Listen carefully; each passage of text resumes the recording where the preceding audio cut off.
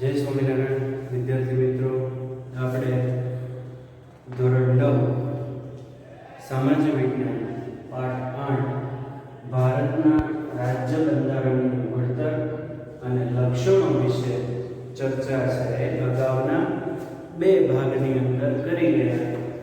આજે ત્રીજો ભાગ, એની અંદર બંધારણના જે મૂળભૂત લક્ષણો છે એની આપણે ચર્ચા છે અને આગળ ધપાવવાની છે. અગાઉ આપણે બંધારણના જે મૂળભૂત લક્ષણો પૈકી જે 3 લક્ષણો છે એની ચર્ચા છે એ આપણે કરી ગયા. જેમ કે લિખિત દસ્તાવેજ પ્રકારનું આપણું બંધારણ છે, મીન્સ કે આપણું બંધારણ છે એ લિખિત છે, એને લખાયેલું છે. જેમ કે ઇઝરાયલ અને બ્રિટન છે એના બંધારણ છે અલિખિત છે, એના બદલે ભારતનું જે બંધારણ છે એ લખાયેલું છે, એટલે કે એ લિખિત દસ્તાવેજ છે. ઉપરાંત બીજું જે લક્ષણ છે બંધારણના કદ વિશે આપણે સમજ્યા.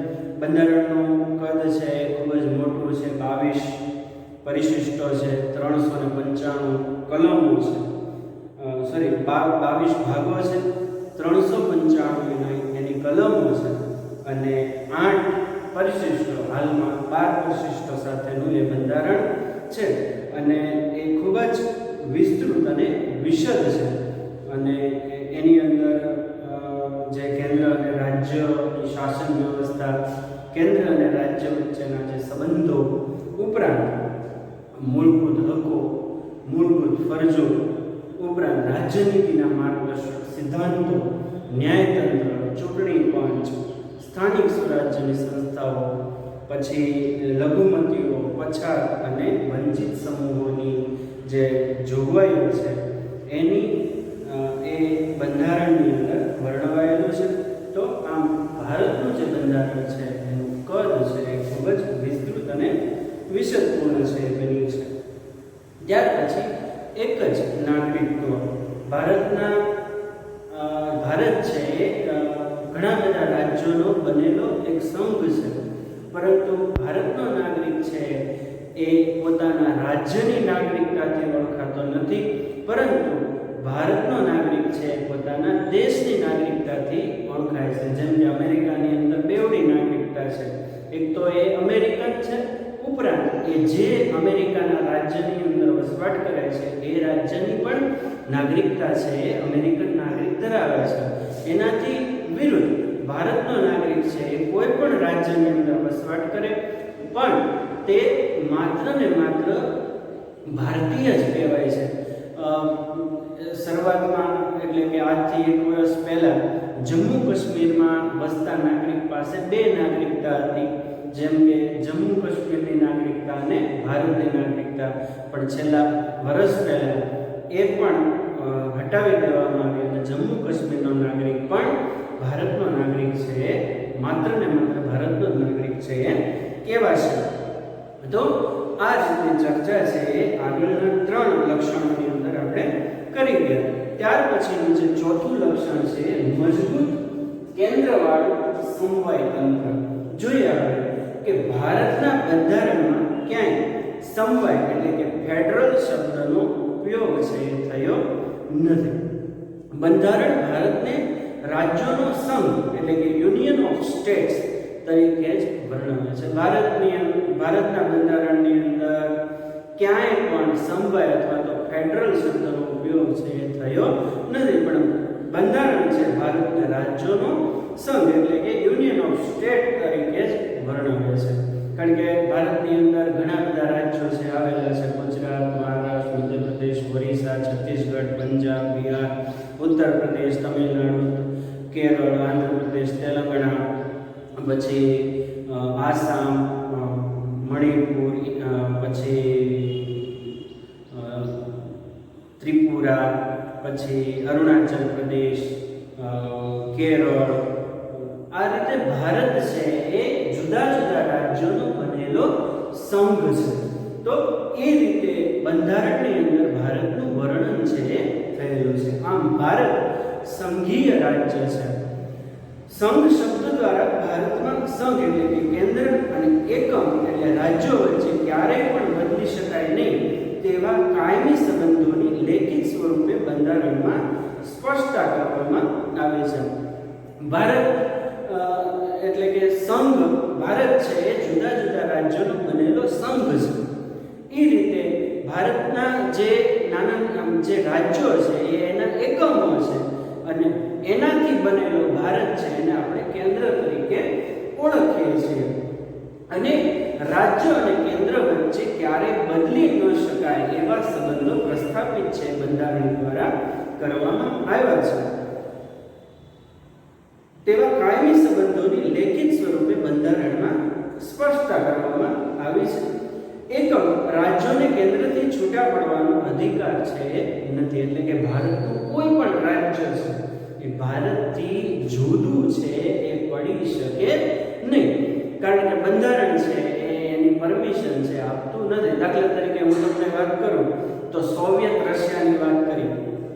સોવિયત રશિયા છે એ લગભગ ઘણા બધા, લગભગ હું ભૂલતો ન હોય તો 28 જેટલા રાજ્યોનો બનેલો સમૂહ હતો. પણ સોવિયત સંઘનું વિઘટન થયું ત્યારે એમાંથી ઘણા બધા રાજ્યો છે છૂટા પડીને દેશ બન્યા. તઝાકિસ્તાન, કઝાકિસ્તાન, આ બધા રશિયામાંથી અલગ થયેલા દેશો છે, રાજ્યો છે. તો એ રીતે ભારતનું બંધારણ છે એ ભારતના કોઈ પણ રાજ્યને ભારતથી છૂટું પડવાની પરમિશન છે આપતું નથી. સંઘ સરકારને કેટલીક વિશેષ અને ચડિયાતી સત્તાઓ છે આપવામાં આવે છે.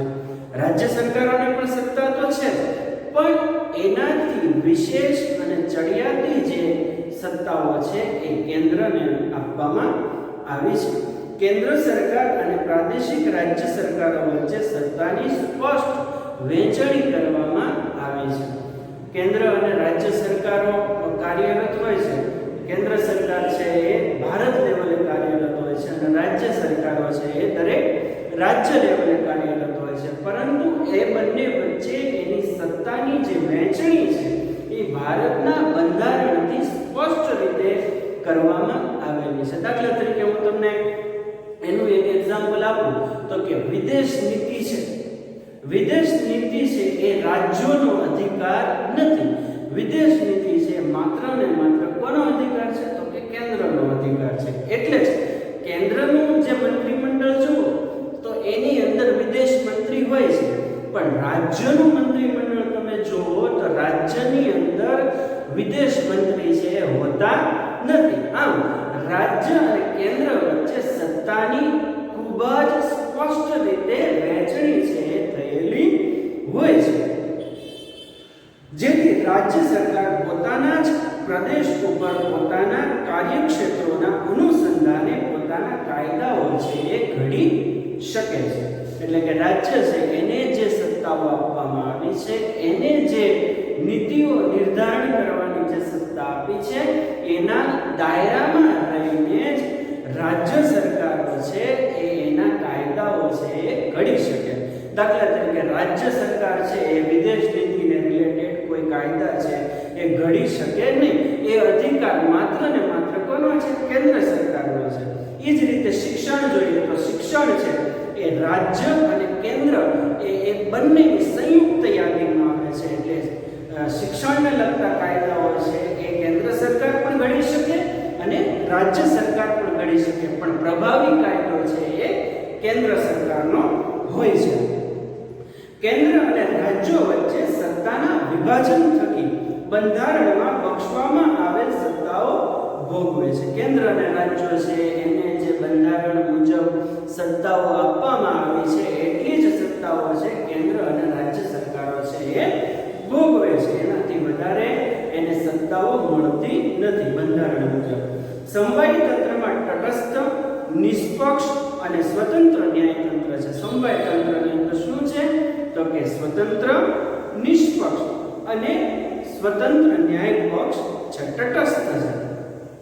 એટલે કે ન્યાયતંત્ર એટલે કે આપણી જે ન્યાય પ્રણાલી છે, જે અદાલતો છે એ સરકારના દાયરામાં હોતી નથી, પરંતુ જે ન્યાય પ્રણાલી છે એ સ્વતંત્ર રીતે વર્તે છે, એની પાસે સંપૂર્ણ સત્તા છે.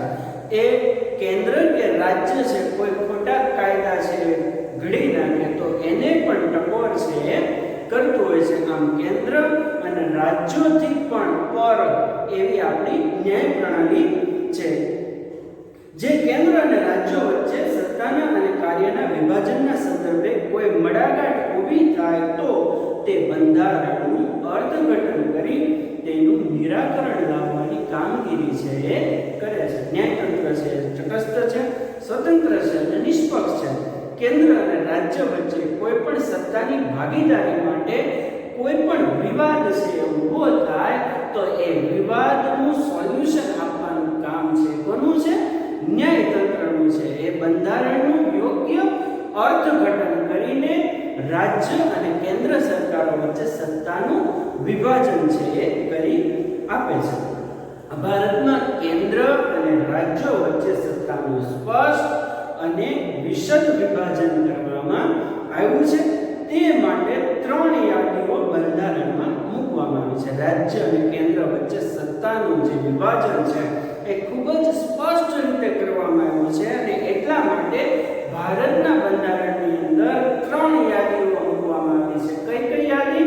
તો કે કેન્દ્ર અથવા તો સંઘ યાદી, રાજ્યોની યાદી અને સંયુક્ત યાદી, એવી 3 પ્રકારની યાદી છે મૂકવામાં આવી છે. કેન્દ્રની યાદી એટલે શું થાય? તો કે માત્ર એ કાયદા ઘડવાની સત્તા કેન્દ્ર પાસે હોય.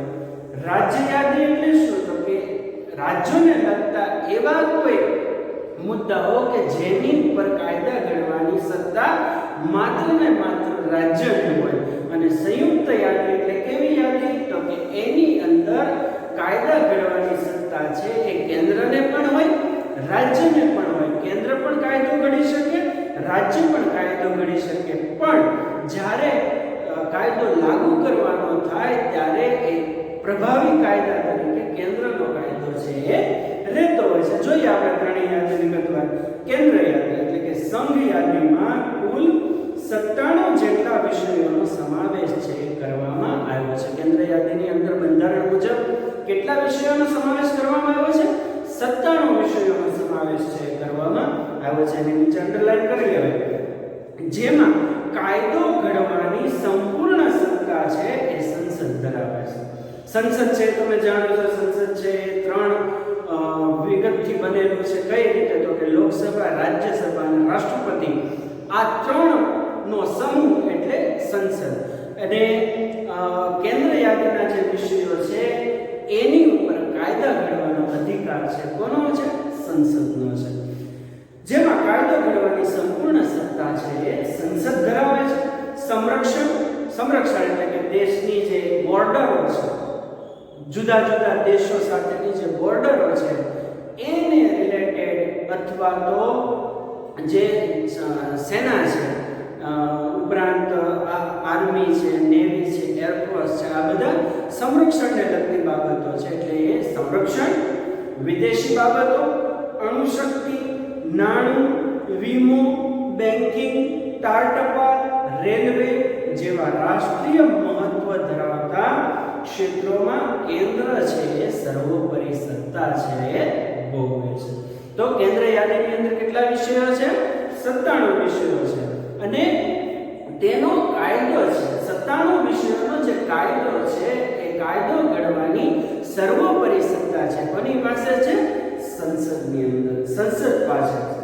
અને એમાં કયા કયા વિષયો સમાવિષ્ટ કરી શકાય? તો કે સંરક્ષણને લગતી બાબતો, વિદેશની લગતી બાબતો, અણુશક્તિને લગતી બાબતો, નાણાંને લગતી બાબતો, વીમો, બેન્કિંગ, તાર ટપાલ, રેલવે જેવા જે રાષ્ટ્રીય મહત્વ ધરાવતા જે મુદ્દાઓ છે એનો સમાવેશ કેન્દ્ર યાદીની અંદર કરવામાં આવે છે. ત્યાર પછી બીજી જે યાદી છે રાજ્યોની યાદી છે. રાજ્યોની યાદીની અંદર 66 વિષયોનો સમાવેશ છે કરવામાં આવ્યો છે. કેન્દ્ર યાદીની અંદર 99 વિષયો, રાજ્ય યાદીની અંદર કેટલા વિષયો છે? 66 વિષયોનો સમાવેશ છે કરવામાં આવ્યો છે. જેમના પર કાયદો ઘડવાની સંપૂર્ણ સત્તા રાજ્યોની ધારાસભાઓ અથવા તો એને બીજા શબ્દોમાં કહીએ તો વિધાનસભા, જેમ કેન્દ્રને સંસદ હોય છે, એમ રાજ્યોની વિધાનસભા અથવા ધારાસભા હોય છે.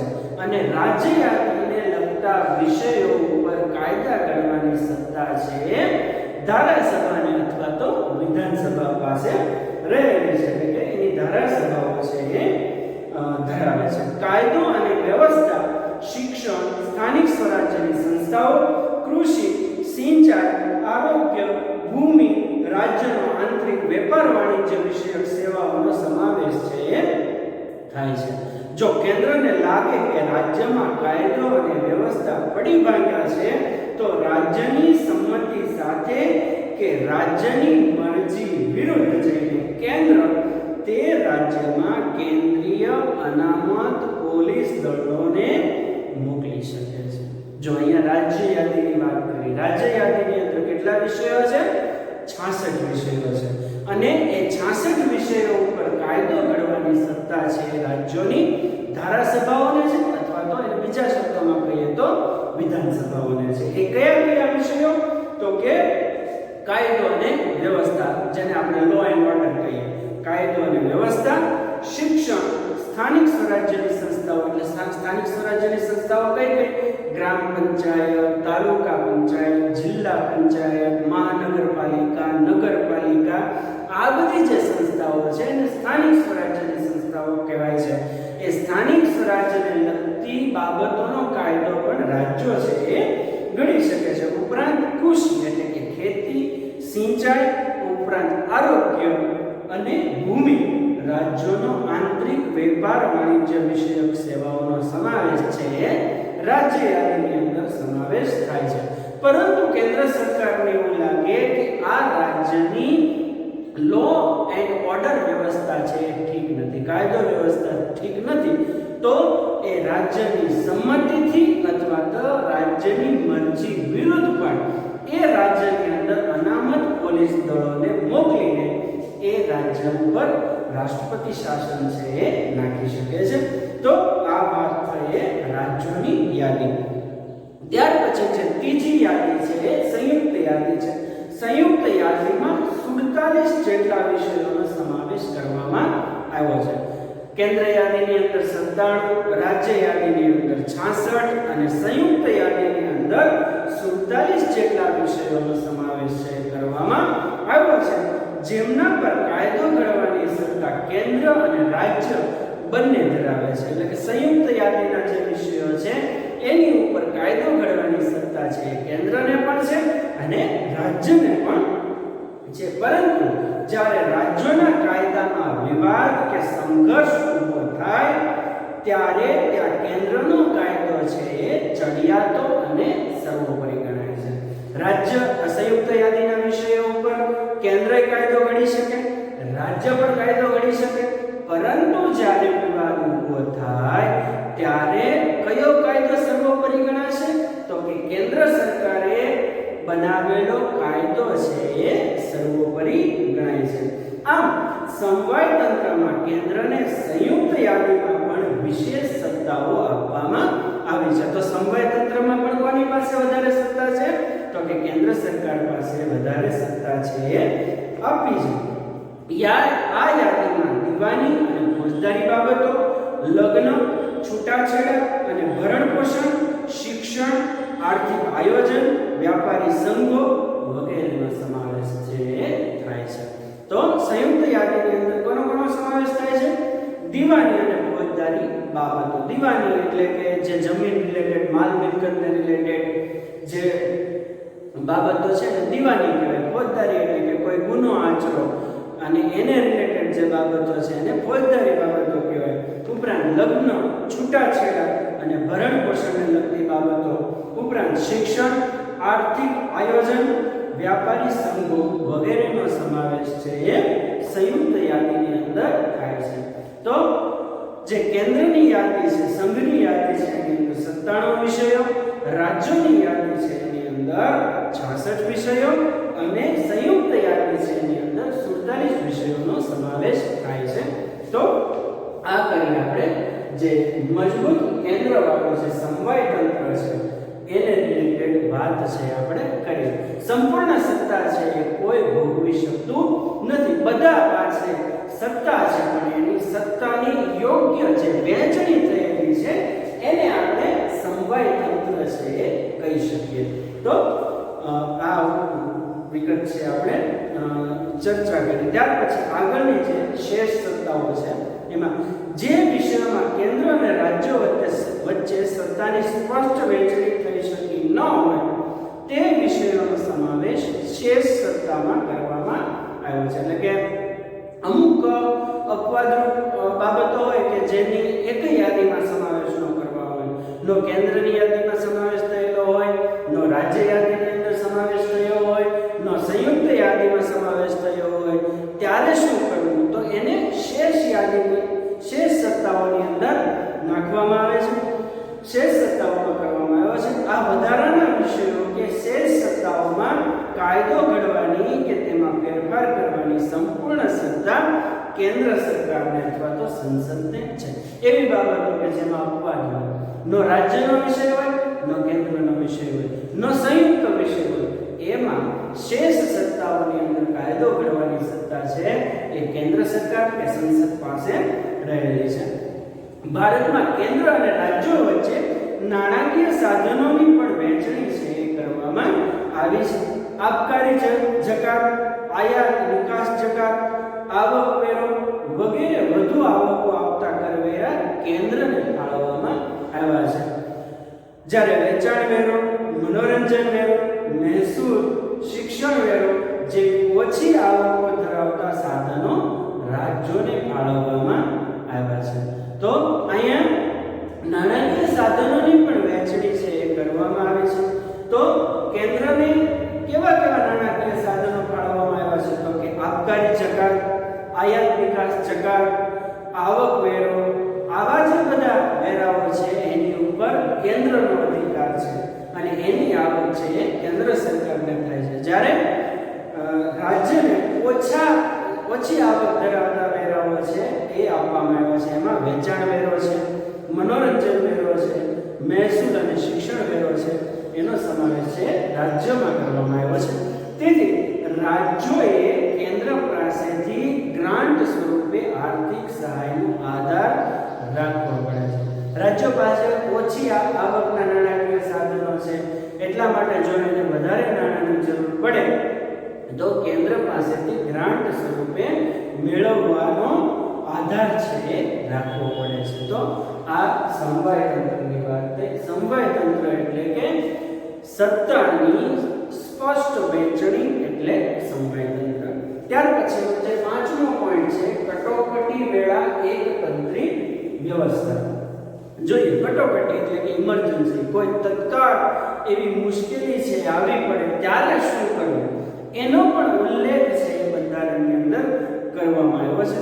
ભારતના બંધારણમાં 3 પ્રકારની કટોકટીની જોગવાઈઓ છે એ કરવામાં આવી છે. ખૂબ જ મહત્વનું છે. એમાં પહેલું યુદ્ધ, બાહ્ય આક્રમણ કે સશસ્ત્ર બળો જેવા સંજોગોમાં રાષ્ટ્રીય સલામતી જોખમાય એવી પરિસ્થિતિમાં દેશમાં સલામતી વિષયક કટોકટી છે એ જાહેર કરી શકાય. તો યુદ્ધ થાય, બહારના દેશો દ્વારા ભારત ઉપર આક્રમણ થાય અથવા સશસ્ત્ર બળવો થાય, એ વખતે રાષ્ટ્રીય સલામતી ન જોખમાય એવી પરિસ્થિતિમાં દેશમાં જે સલામતી વિષયક કટોકટી છે એ જાહેર કરી શકાય. ત્યાર પછી બીજું, રાજ્યમાં કાયદો અને વ્યવસ્થાની પરિસ્થિતિ છે એ પડી ભાંગી હોય અથવા બંધારણીય જોગવાઈઓ અનુસાર રાજ્યની સરકાર ચાલી શકે તેમ ન હોય ત્યારે કેન્દ્ર સરકાર બંધારણીય કટોકટી જાહેર કરી શકે છે અને રાષ્ટ્રપતિ શાસન છે રાજ્યમાં લાગુ પડે છે. બીજી કટોકટી તો કે શું? કોઈ પણ રાજ્ય છે એની કાયદો અને વ્યવસ્થા છે એ કેન્દ્ર સરકારને ઠીક ન લાગે અથવા કોઈ બંધારણીય કટોકટી ઊભી થાય, એટલે કે કોઈ રાજ્યની સરકાર છે એ બંધારણીય રીતે એ રાજ્યનો વહીવટ છે કરવા સક્ષમ ન રહે, એટલે કે બહુમતી ગુમાવે, એ વખતે કેન્દ્ર છે એ રાષ્ટ્રપતિ શાસન છે એ જે તે રાજ્ય ઉપર લાગુ કરે છે, જેને બંધારણીય કટોકટીના નામથી ઓળખીએ છીએ. તો પહેલી છે સલામતી વિષયક કટોકટી, બીજી છે બંધારણીય વિષયક કટોકટી અને ત્રીજી છે એ સતત ભાવ વધારાના કારણે નાણાંના મૂલ્યમાં ઝડપથી ધોવાણ થતું હોય ત્યારે નાણાકીય કટોકટી છે એ જાહેર કરી શકાય. તો ભારતના બંધારણની અંદર 3 કટોકટીનો ઉલ્લેખ છે કરવામાં આવ્યો છે. પહેલો સલામતી વિષયક કટોકટી. સલામત વિષયક કટોકટી છે ક્યારે થાય? યુદ્ધ થાય, બાહ્ય આક્રમણ થાય કે સશસ્ત્ર બળવો થાય ત્યારે સલામત વિષયક કટોકટી છે એ નાખવામાં આવે છે.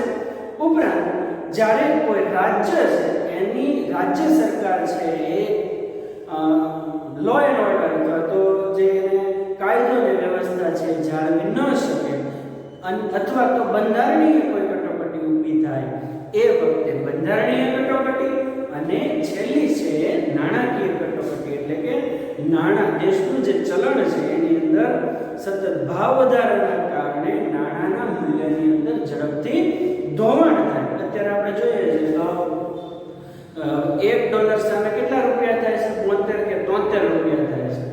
તો એ જે છે એ નાણાંનું અવમૂલ્યન છે. તો આવી પરિસ્થિતિ ઊભી થાય ત્યારે નાણાકીય કટોકટી છે એ જાહેર કરી શકે છે. આમ કટોકટીની આ ત્રણેય જોગવાઈઓ હેઠળ આપણું સમવાય તંત્ર એકંદરે એકતંત્રી વ્યવસ્થામાં ફેરવાઈ જાય છે. એટલે કે બધી રાજ્ય સરકારો છે એ બરખાસ્ત થાય અને માત્ર દેશ ઉપર શું આવે? રાષ્ટ્રપતિ શાસન આવે. બરાબર, કટોકટી એને કહેવામાં આવે છે. એટલે કે બધી સરકારો છે એ સુષુપ્ત થઈ જાય અને કેન્દ્ર સરકાર છે સમગ્ર દેશનો વહીવટ છે એ કરે. તો એકતંત્રી વ્યવસ્થાની અંદર ફેરવાઈ જાય. સમવાય તંત્રમાંથી શેમાં કન્વર્ટ થઈ જાય? એકતંત્રી વ્યવસ્થા. એટલે કે બધી જ સરકારો સુષુપ્ત થઈ જાય અને કેન્દ્ર સરકાર છે એ પ્રભાવિત થઈ જાય. તો એકતંત્રી વ્યવસ્થામાં ફેરવાઈ જાય છે.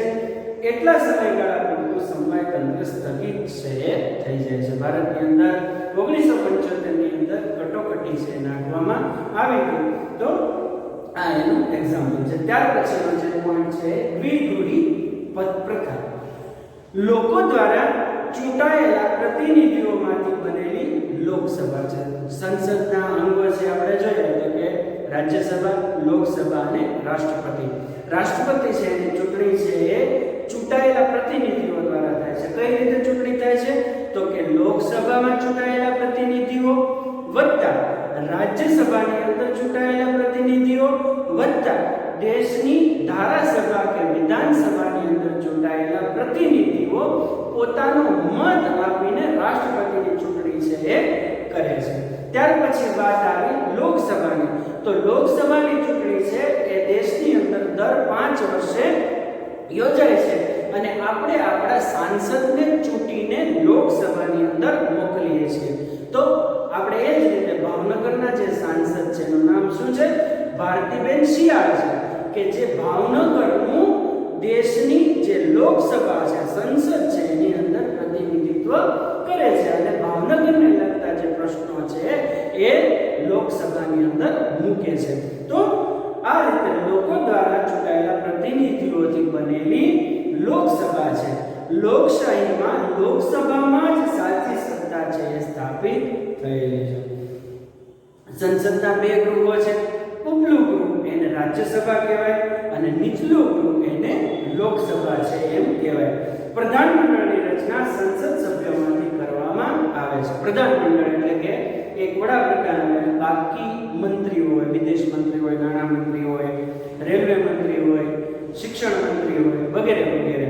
તો આ બધાય છે બનવા માટે એ લોકસભા અથવા તો રાજ્યસભા અથવા તો સંસદનો સભ્ય છે એ હોવો જોઈએ.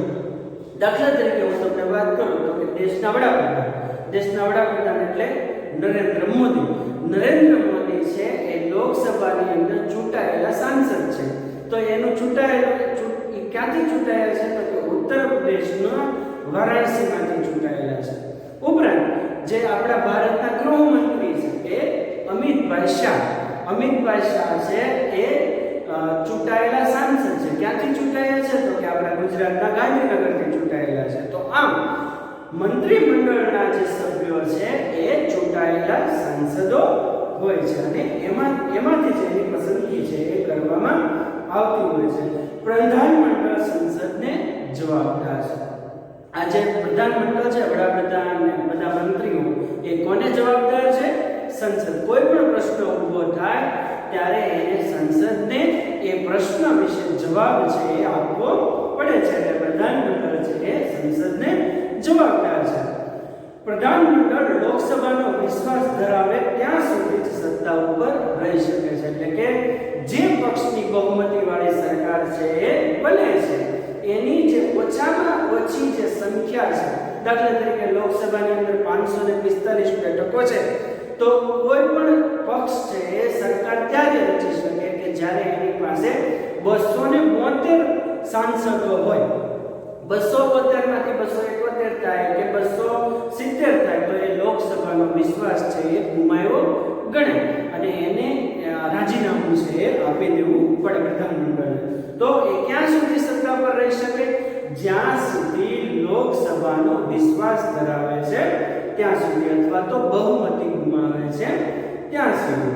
સંસદીય સરકાર એ સંયુક્ત જવાબદારીના સિદ્ધાંત ઉપર કામ કરે છે. સંસદીય સરકાર છે કયા સિદ્ધાંત ઉપર કામ કરે છે? નીચે અંડરલાઈન કરો. સંયુક્ત જવાબદારીના સિદ્ધાંત ઉપર કામ કરે છે.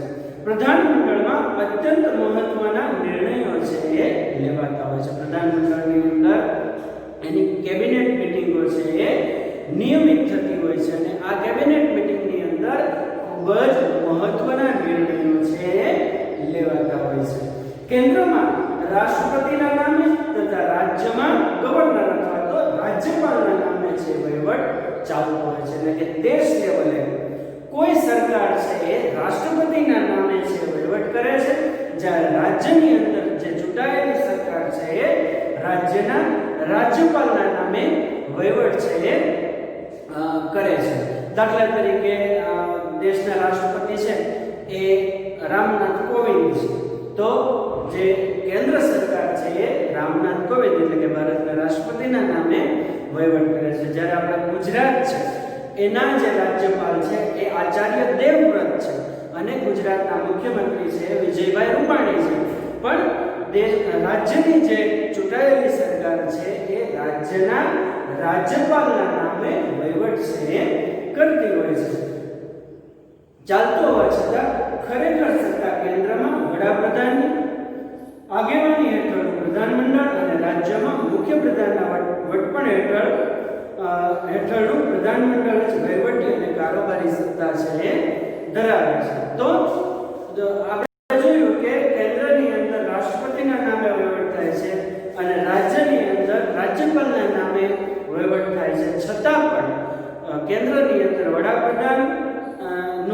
વડાપ્રધાનની જવાબદારીવાળું પ્રધાનમંડળ અને રાજ્યનું મુખ્યપ્રધાનના વડપણ હેઠળનું પ્રધાનમંડળ ખરેખર સત્તા છે એ ભોગવતું હોય છે.